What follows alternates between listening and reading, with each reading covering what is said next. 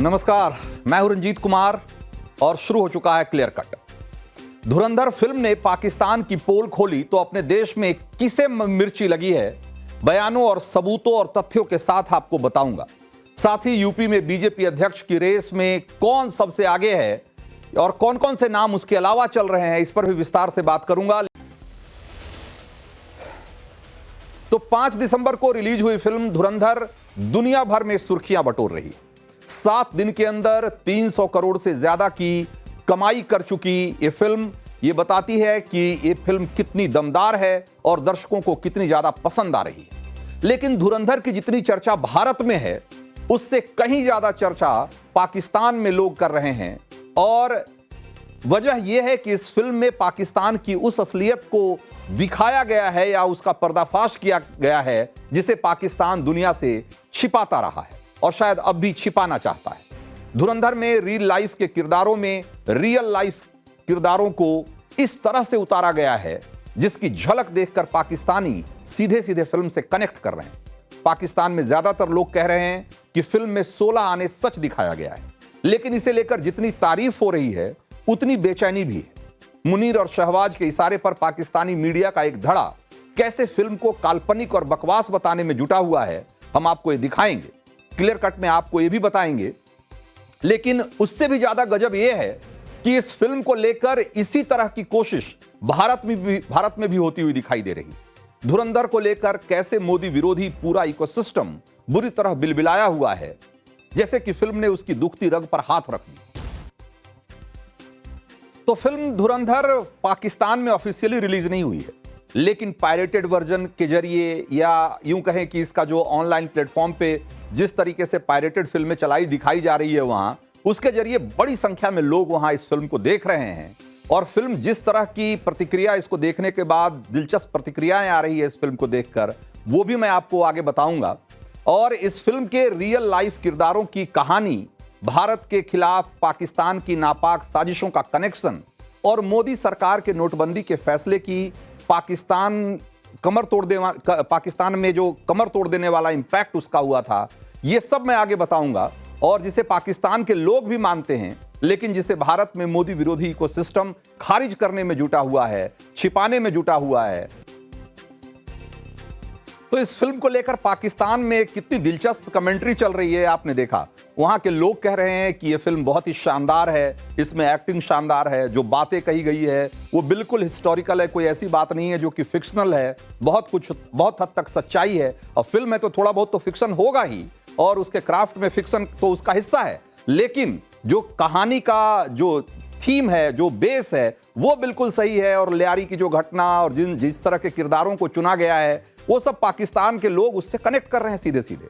लेकिन वहां की मीडिया और खास करके वो मीडिया जो शहबाज और मुनीर का पिट्ठू है, वो कह रहा है कि नहीं, इस फिल्म को तो प्रधानमंत्री मोदी ने खुद लिखा है, उसकी स्क्रिप्ट को खुद फाइनल किया है।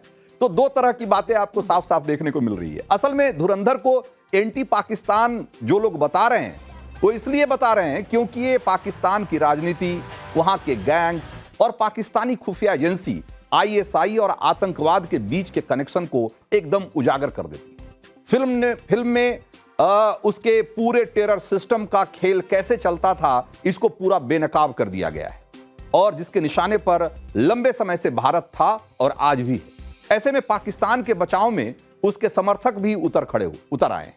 खाड़ी के 6 ऐसे देश हैं, Bahrain, Kuwait, Oman, Qatar, Saudi Arabia और यूएई ने फिल्म को बैन कर दिया है।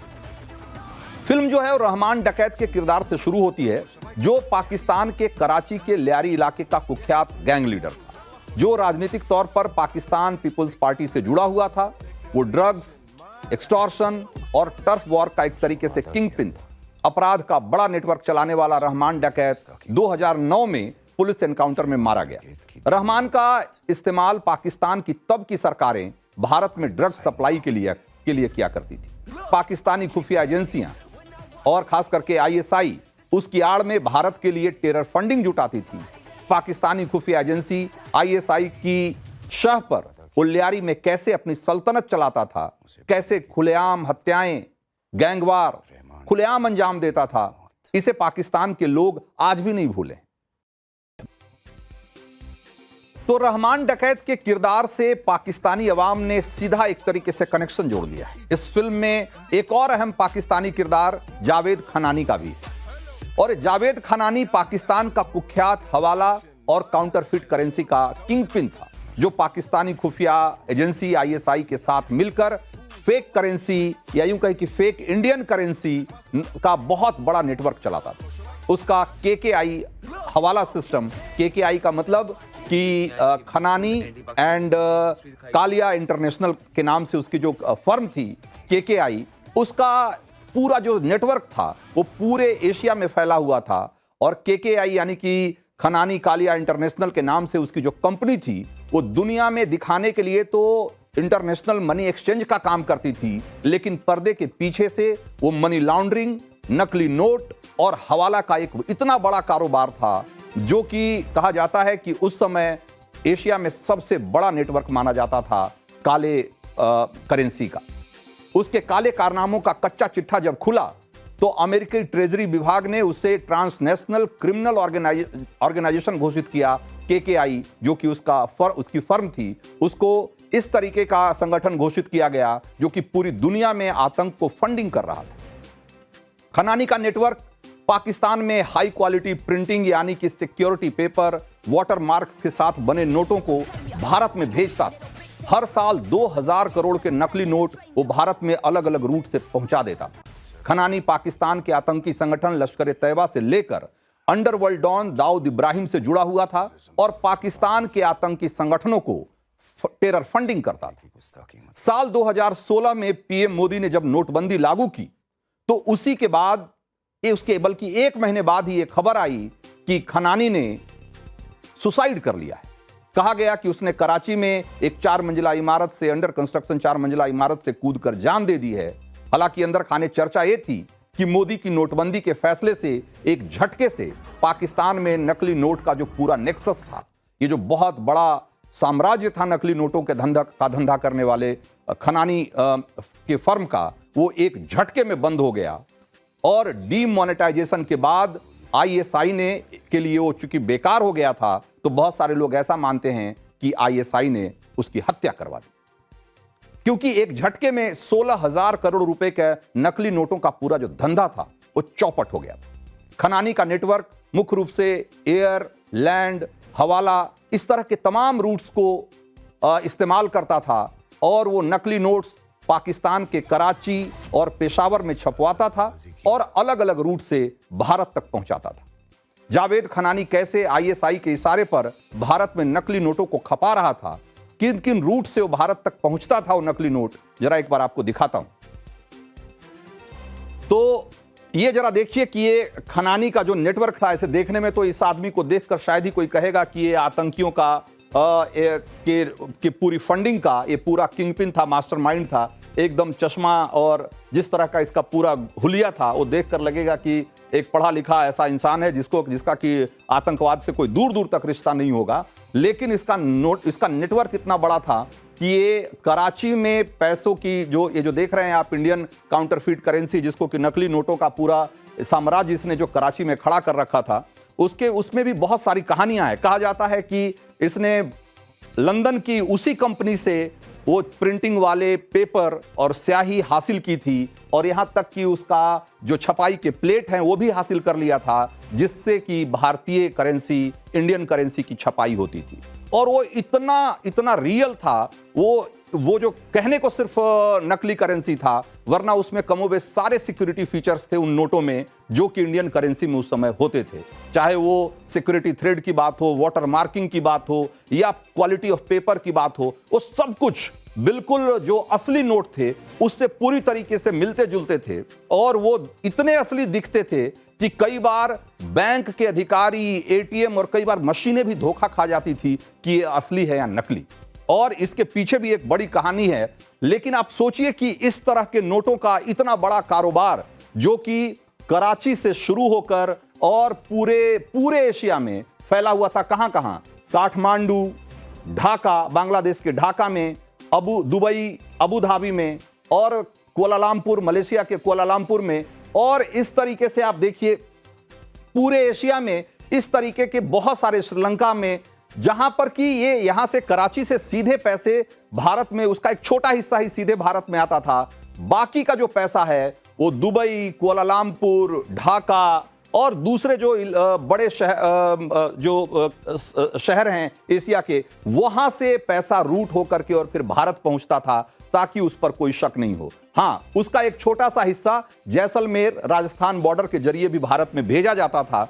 लेकिन ये इतना प्रोफेशनली मैनेज्ड ये पूरा सिस्टम था कि इस पर आईएसआई और जो आतंकी संगठन थे वो आंख मूंद कर भरोसा करते थे, और दुनिया में आतंकी नेटवर्क को, चाहे जैश मोहम्मद हो, चाहे लश्कर तैयबा हो, उसको कहीं भी किसी भी समय पैसे की चाहे कितने भी रकम की जरूरत पड़ती थी, ये जो केकेआई है, ये जो जावेद खनानी का पूरा नेटवर्क था, वो उसको उतना पैसा काउंटरफीट करेंसी में, नकली नोटों के रूप में वहां सप्लाई कर देता था। और यही वजह थी कि एक तरीके से आईएसआई के लिए ये एक बहुत ही ऐसा आदमी था जिस पर कि पूरा आईएसआई और जो आतंकी नेटवर्क था वो आंख मूंद कर भरोसा करता था। और इन्हीं रूट से ड्रग्स और अवैध हथियारों की भी सप्लाई की जाती थी, जहां खनानी की कंपनी केकेआई हवाला से पेमेंट सेटल करती थी, और जो मुख्य फोकस इनका होता था वो नेपाल और बांग्लादेश पर था।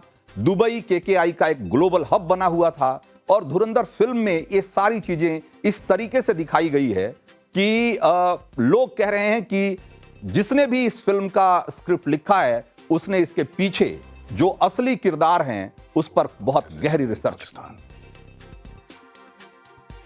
तो अब आपको यह भी सुनवाते हैं कि इस फिल्म को लेकर विपक्ष के नेता क्या कह रहे हैं, धुरंधर फिल्म पर उनकी राय क्या है, और फिर आपको बताएंगे कि वो धुरंधर को लेकर इस कदर क्यों चिढ़े हुए हैं। आजकल बॉलीवुड भी कहीं न कहीं भाजपा का एजेंडा चलाने लगा है, चाहे उसमें केरला फाइल्स हो, कश्मीर फाइल्स हो, और तमाम ऐसी मूवीज बनी हैं जिसमें कहीं न कहीं जो बीजेपी का कम्युनल एजेंडा है। हमारी बॉलीवुड से निवेदन है कि वो अपने को सोशल इश्यूज पे रखें और जो सामाजिक इश्यूज हैं उसी पे रखें, कम्युनल इश्यूज और बीजेपी का एजेंडा ना चलाएं। इंडिया के अंदर बड़ी अच्छी फिल्में भी आई, बहुत अच्छी फिल्में आई जिनको सोशल रिफॉर्म्स के तौर पे भी इस्तेमाल होते थे। जो डे टू डे इश्यूज होते थे घरों में, वो फिल्माए जाते थे। कितनी फिल्में हम पाकिस्तान के ऊपर बनाएंगे, फिर क्या हासिल करेंगे?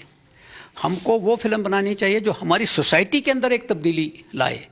जो काम संघ पूरे देश में ध्रुवीकरण की राजनीति कर रहा है, भारतीय जनता पार्टी जिस तरह से ध्रुवीकरण की राजनीति कर रही है, अगर हमारी फिल्म इंडस्ट्री में भी अगर इसी तरह से ध्रुवीकरण की राजनीति के तहत और पॉलिटिक्स इन्वॉल्व करके किसी एक तरह से अलग किस्म का चित्र दिखाने की कोशिश अगर हो रहा है तो वो गलत है। तो इस फिल्म को लेकर विपक्ष की बेचैनी को भी जरा समझने की जरूरत है। कहा जा रहा है कि फिल्म में जो जावेद खनानी के एक सहयोगी की तरफ इशारा किया गया है, जो कि भारत में बैठा हुआ था, वो असल में भारत के सिस्टम में बहुत ऊंचे ओहदे पर था, और वो किरदार तब के सरकार में एक बड़ी भूमिका में भी था। और डेलारू कंपनी का नाम भी, जो भारत में जो नोट छापे जाते थे, जिसकी स्याही और पेपर सप्लाई करने का ठेका जिस कंपनी के पास था इंग्लैंड की, उसके साथ उसके क्या कनेक्शन थे, उसे बैन करने और उसे दोबारा कॉन्ट्रैक्ट, बैन किए जाने के बाद भी दोबारा कॉन्ट्रैक्ट देने के मामले में किस नेता और किस अधिकारी की भूमिका थी, इन सब चीजों को लेकर के भी बहुत सारी बातें कही जा रही है। ये फिल्म उन सारे मुद्दों को कहीं ना कहीं छूती है, इसलिए उस समय की सरकार और उस समय की राजनीति के लोग ये कह रहे हैं कि भाई इस फिल्म का जो मकसद है वो राजनीतिक एजेंडे को सेट करना है। लेकिन सच तो ये है कि ये फिल्म हकीकत के उन पहलुओं को छूती है जो कि जिसको कि सिरे से नकार नहीं सकते। हाँ, फिल्म है तो उसमें अपना सच और झूठ का, या यूं कहें कि उसमें फिक्शन का और फैक्ट का अपना एक हिस्सा होगा, लेकिन उसे सिरे से आप खारिज नहीं कर सकते। ये फिल्म कहीं ना कहीं सच को छू कर निकलती है, इसीलिए बहुत सारे लोगों को इस फिल्म से इतनी मिर्ची लग रही। तो क्लियर कट में अब अगली स्टोरी का रुख करते हैं और आपको ये बताते हैं कि यूपी में बीजेपी का अध्यक्ष कौन हो सकता है और इस रेस में सबसे आगे जो फ्रंट रनर है वो कौन। तो यूपी में बीजेपी के नए अध्यक्ष के चुनाव का काउंटडाउन एक तरीके से शुरू हो चुका है। कहा जा रहा है कि अगले कुछ घंटों में बीजेपी के नए अध्यक्ष के नाम का ऐलान हो जाएगा। और ये नाम कौन होगा, यूपी में बीजेपी का नया अध्यक्ष कौन बनेगा, नया अध्यक्ष ओबीसी समाज से होगा या फिर ब्राह्मण समाज से होगा, कौन कौन अध्यक्ष पद की रेस में है, ये सब मैं आपको विस्तार से बताऊंगा। लेकिन सबसे पहले उस मीटिंग की बात जिसने दिल्ली से लखनऊ तक सियासी हलचल तेज कर दी। तो अब से थोड़ी देर पहले लखनऊ में बीजेपी कोर ग्रुप की एक बड़ी बैठक हुई। बैठक में शामिल होने दिल्ली से राष्ट्रीय संगठन महामंत्री बीएल संतोष लखनऊ पहुंचे। बीजेपी के मौजूदा प्रदेश अध्यक्ष भूपेंद्र चौधरी भी शामिल हुए। भूपेंद्र चौधरी पिछले 3 दिनों से दिल्ली में डेरा जमाए हुए थे और उन्होंने बीजेपी के बहुत सारे जो बड़े नेता हैं दिल्ली के, उनसे मुलाकात भी की थी। और एक दिन पहले प्रधानमंत्री नरेंद्र मोदी से भी उन्होंने करीब 35 मिनट तक उनकी मुलाकात चली थी। बैठक में यूपी में बीजेपी के जो नए अध्यक्ष हैं उनके नाम को लेकर विस्तार से चर्चा हुई, ऐसा कहा जा रहा है। यूपी में अध्यक्ष के नाम को लेकर बीजेपी में कई दिनों से मंथन हो रहा है, बल्कि यूं कहें कि महीनों से मंथन हो रहा है। और इसकी एक वजह है, बहुत बड़ी वजह यह है कि पिछले साल जो लोकसभा चुनाव हुए थे, यूपी में बीजेपी को उसमें एक तरीके से करारी चोट लगी थी और बड़ी हार का सामना करना पड़ा था। और जिसका असर यह हुआ कि केंद्र में सहयोगियों के सहारे ही बीजेपी की तीसरी बार सरकार बन पाई। अब 2027 में यूपी में विधानसभा चुनाव होने हैं। ऐसे में बीजेपी देश के सबसे बड़े राज्य की कमान ऐसे हाथ में देना चाहती है जो 27 के साथ 29 में भी विजय का मार्ग प्रशस्त करे। और ऐसे में वो कौन कौन चेहरे हैं जो कि प्रदेश अध्यक्ष बनने की रेस में हैं, जरा एक बार उस पर नजर डालिए। तो यूपी में जो बीजेपी अध्यक्ष की रेस में जो चेहरे हैं उसमें ये 5 चेहरों की चर्चा सबसे ज्यादा हो रही है। पंकज चौधरी, बीएल वर्मा जो कि दोनों केंद्र में राज्य मंत्री हैं। इसके अलावा धर्मपाल सिंह जो कि उत्तर प्रदेश में मंत्री के ओहदे पर हैं, बाबूराम निषाद और केशव मौर्य। ये 5 नाम हैं जो कि जिनकी सबसे ज्यादा चर्चा है। और क्यों है इनके इस रेस में आने की वजह क्या है, इस पर भी हम विस्तार से बात करेंगे। जरा एक एक करके आपको दिखाते हैं कि ये सारे जो चेहरे हैं इनके बारे में क्या कहा जा रहा है। तो जो पंकज चौधरी हैं, जैसा कि हमने आपको बताया कि मोदी सरकार में ये वित्त राज्य मंत्री हैं, गोरखपुर से आते हैं और योगी जी के भी करीबी माने जाते हैं। महाराजगंज से सांसद रह चुके हैं और 7 बार के सांसद हैं, यानी कि बहुत दिग्गज नेताओं में इनकी गिनती होती है। और मोदी और शाह के करीबी माने जाते हैं। मोदी के करीबी इस कदर भी माने जाते हैं कि जब 2023 में प्रधानमंत्री मोदी गोरखपुर गए थे तो अचानक से इनके घर पहुंच गए और उसके बाद लोगों को इस बात का एहसास हुआ कि असल में प्रधानमंत्री मोदी जो चौधरी हैं, पंकज चौधरी, उनको कितना प्यार करते हैं। इसके अलावा जो सबसे बहुत महत्वपूर्ण बात है वो है ये कि ये कुर्मी समुदाय से हैं। और कुर्मी समुदाय देखा जाए तो उत्तर प्रदेश में कोयरी कुर्मी समुदाय में इनकी एक ठीक ठाक पकड़ है वो उसके वोट बैंक पे। और वो जो यूपी में ओबीसी का जो समीकरण है बीजेपी ने जो बनाया है उसमें कोयरी कुर्मी समुदाय की एक बहुत बड़ी भूमिका है। और उनको लगता है कि अगर इस समुदाय से कोई अध्यक्ष बनता है तो 2027 और 29 के लिए उनका जो सोशल इंजीनियरिंग का पूरा जो प्लान है वो बिल्कुल फिट बैठेगा। और इसीलिए पंकज चौधरी का जो नाम है वो सबसे आगे चल रहा है। कहा जा रहा है कि इतना इनके नाम पर इतनी सहमति है कि कमोबेश इस पर फैसला हो चुका है, सिर्फ ऐलान होना बाकी है। लेकिन भाई बीजेपी की बात है, जब तक ऐलान नहीं हो जाता है तब तक आप पक्के तौर पे नहीं कर सकते हैं। बीएल वर्मा के बारे में बात करते हैं। तो बीएल वर्मा राज्यसभा से सांसद हैं और मंत्री भी हैं, केंद्र में राज्य मंत्री के ओहदे पर हैं, बदायूं के रहने वाले हैं और 1980 से राजनीति में सक्रिय हैं। लोध बिरादरी से हैं और बीजेपी ओबीसी मोर्चा के अध्यक्ष रह चुके हैं। बीएल वर्मा के बारे में यह भी कहा जाता है कि चूंकि लोध समुदाय से हैं और ये वही समुदाय है जो कि एक लंबे समय तक बीजेपी के लिए बहुत बड़ा वोट बैंक रहा है। और कल्याण सिंह के जमाने में जमाने से ही कहिए तो लोध समुदाय पूरी तरीके से बीजेपी के साथ एकजुट रहा है। लेकिन जब कल्याण सिंह बीजेपी से अलग हुए तो थोड़े दिनों के लिए लोध समुदाय बीजेपी से छिटक गया था, लेकिन कल्याण सिंह के वापसी के बाद फिर से बीजेपी के साथ हो गया है। अब ऐसा लग रहा है कि अगर इस समुदाय से कोई अध्यक्ष बनता है तो एक तरीके से जो पूरा ओबीसी बिरादरी है उसको एकजुट करने में बीजेपी को मदद मिलेगी। लेकिन यह भी कहा जा रहा है कि जो कल्याण सिंह के बेटे हैं राजवीर सिंह, वो संभवतः इनके नाम को लेकर इतने सहज नहीं है, क्योंकि उनको लगता है कि लोध समुदाय के नेतृत्व पे उनका एकाधिकार है। खैर आगे बढ़ते हैं, धर्मपाल सिंह की बात करते हैं। धर्मपाल सिंह यूपी सरकार में पशुधन मंत्री हैं और यूपी में ओबीसी का बड़ा चेहरा माने जाते हैं। 2 दशक तक एबीवीपी से भी जुड़े रहे और 2022 में संगठन महामंत्री हैं, सैनी बिरादरी से हैं, अगेन ओबीसी हैं। और इनके बारे में कहा जाता है कि संगठन को एकदम माइक्रो के उस लेवल पे माइक्रो मैनेजमेंट तक में यकीन करते हैं। एकदम छोटे छोटे स्तर पर जाकर कार्यकर्ताओं से मिलने और संगठन को खड़ा करने, मजबूत करने में इनका कोई जोड़ नहीं है। और इसीलिए कहा जा रहा है कि इनको ये एक डार्क हॉर्स की तरह इस रेस में सामने आ सकते हैं।